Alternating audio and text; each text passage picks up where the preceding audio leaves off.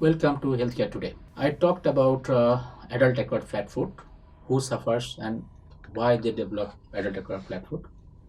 Even I have told you that if they can be treated very early, we can save the foot to get deformed. So that what kind of treatment we do for this kind of patients? I told you that adult acquired flat foot, they have different grades: grade 1, 2, 3, and 4. 3 and 4 grade usually severe deformity.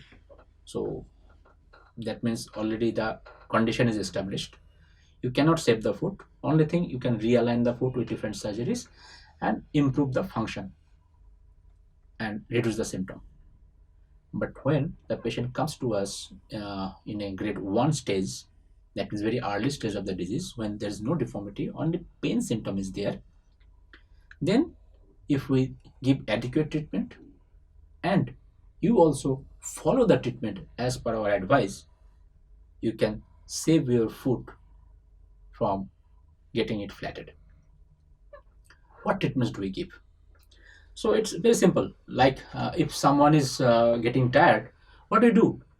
We give them some relief so that he can rejuvenate himself and come back to work again.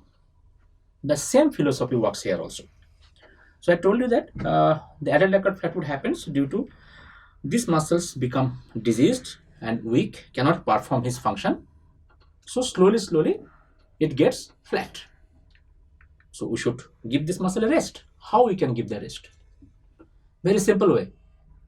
We prescribe a special kind of foot arches so that they can support the arch here and maintain the arch and relieve these muscles from his extra work.